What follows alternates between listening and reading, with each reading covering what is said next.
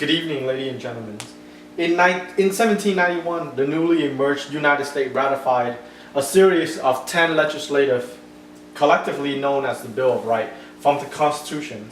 Having just won the hard-fought victories for independence from its mother colonies, the Great Britain, the nascent republics aspire to protect its citizens' natural liberties.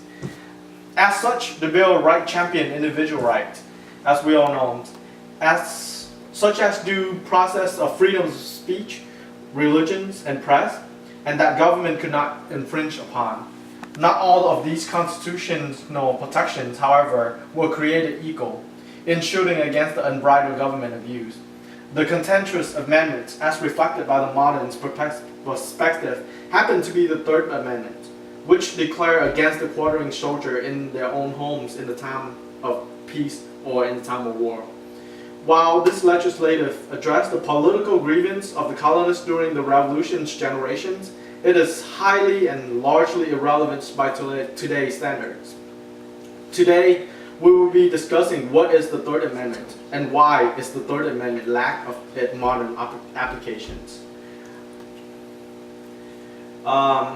In modern times, the Third Amendment is pretty much irrelevant and not applicable.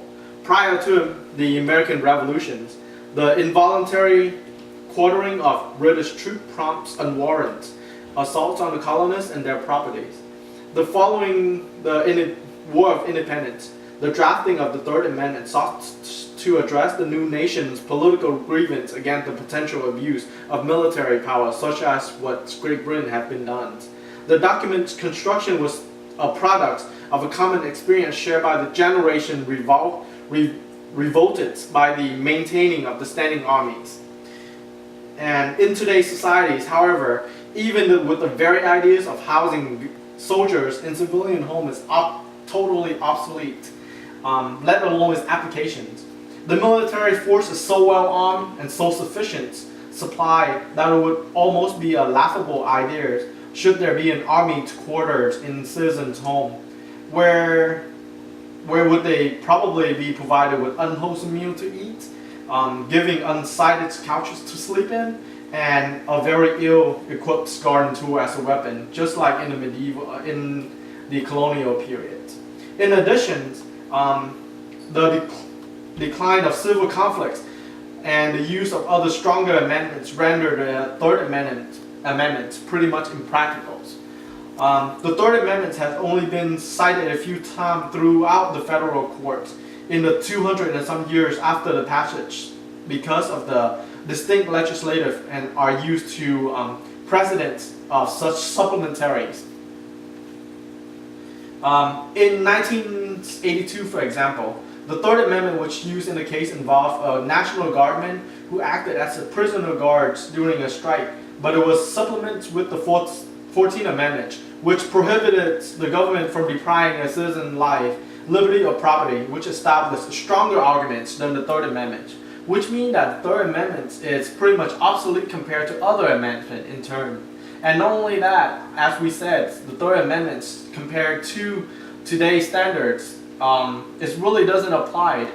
The government is so well supplied, so well militarized. Just to think of soldiers that actually occupying a city, and by today, with the military power that the United States have, it is unthinkable that any countries would come and fought in our own land and in our own soil. Therefore, the Third Amendment is completely obsolete.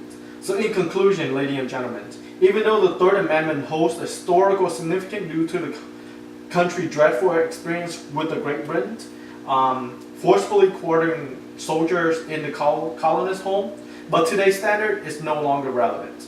Today, I have discussed the histories and what is the Third Amendment and what it stands for.